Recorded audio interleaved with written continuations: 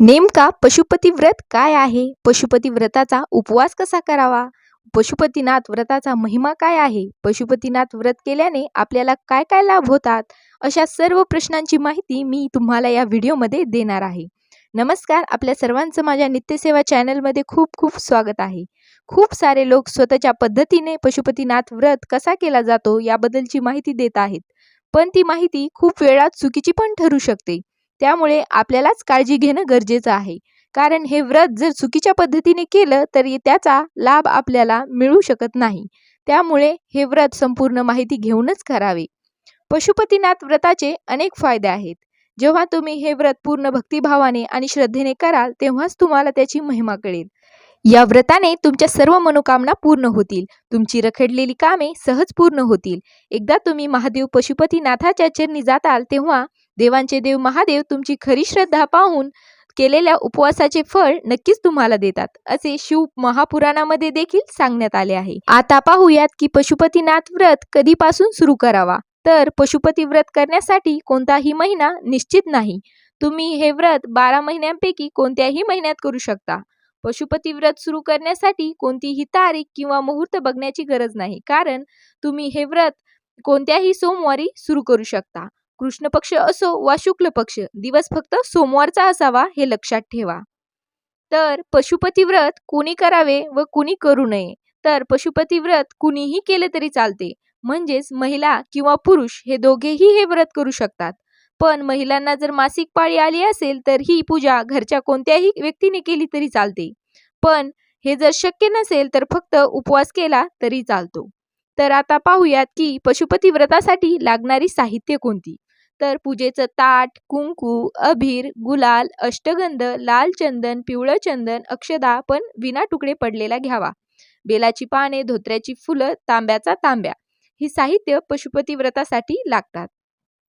तर पशुपती व्रताची सकाळची पूजा कशी करावी? तर मंदिरात जाण्याआधी हे लक्षात ठेवा की ज्या मंदिरामध्ये पहिली पूजा करणार आहात त्याच मंदिरात बाकीच्या 4ही पूजा कराव्या लागतील. म्हणून अशा मंदिराची निवड करा जेथे तुम्हाला 5ही सोमवार पूजेसाठी जाता येईल. मंदिर हे बदलू नका. एकाच मंदिरात पूजा करा, कारण हा या व्रताचा नियम आहे. सकाळच्या पूजेसाठी सगळ्यात पहिल्यांदा सोमवारी सकाळी लवकर उठून अंघोळ करून घ्यावी. अंघोळ झाल्यानंतर पूजेचं ताट तयार करून घ्यावं. पूजेचं ताट तयार करताना हे लक्षात असू द्या की 2दा पूजा होईल तेवढं सामान हे ताटात ठेवावं. म्हणजेच सकाळची आणि संध्याकाळची पूजा होईल तेवढं सामान सोबत ठेवा.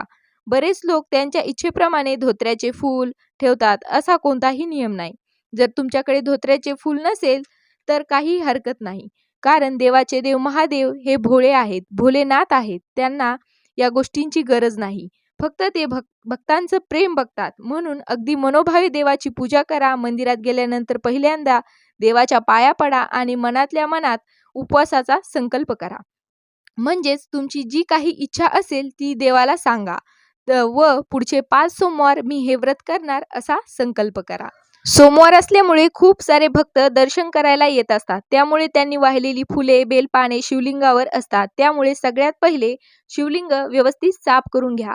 त्यानंतर पाण्याने शिवलिंगाचा अभिषेक करा. पाण्याने अभिषेक करताना हे लक्षात ठेवा की अभिषेक केलेलं पाणी थोडंसं तीर्थ म्हणून वाटीमध्ये धरा. पूजा करताना कोणतीही घाई करू नका. शांततेत सर्व पूजा करून घ्या व पूजा करतेवेळी ओम नमः शिवाय किंवा श्री शिवाय नमस्तुभ्यम या मंत्राचा जप करावा. व त्यानंतर शिवलिंगाला अबीर, गुलाल, कुंकू, अष्टगंध, लाल चंदन, पिवळं चंदन व्यवस्थित लावून घ्यावा. भस्म लावून घ्यावा. त्यानंतर बेलाची पाने, धोत्र्याचे फूल किंवा सोबत आणलेली अन्य फुले देवाला वाहून घ्यावी. त्यानंतर अक्षदा शिवलिंगावर टाकावा आणि देवाच्या पाया पडावे. व त्यानंतर घरी गेल्यावर पूजेचं ताट हे आपल्या देवघरात ठेवावे. आता पाहूयात की पशुपती व्रताची सायंकाळची पूजा कशी करावी. सायंकाळची पूजा करते वेळेस तुम्हाला सगळ्यात पहिले कणकीचे 6 दिवे बनवून घ्यावे लागतील. त्यानंतर गोड प्रसाद बनवून सोबत घ्यावा.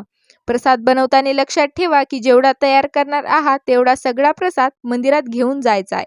म्हणून बनवलेल्या प्रसादापैकी थोडाही प्रसाद मुलाबाळांना म्हणून घरी ठेवू नका, कारण हा या व्रताचा नियम आहे. सकाळी ज्या मंदिरात पूजा केली त्याच मंदिरात सायंकाळची पण पूजा करावी लागेल. शिवलिंगाची पूजा केल्यानंतर सोबत आणलेल्या 6 दिव्यांपैकी 5 कणकेचे दिवे हे शिवलिंगासमोर लावावे व उर्वरित राहिलेला एक दिवा तसाच तुमच्या सोबत ठेवावा लागेल. आणि लक्षात ठेवा की हे दिवे लावण्यासाठी फक्त शुद्ध गाईचे तूपच वापरावे लागेल, कारण हा या व्रताचा नियम आहे.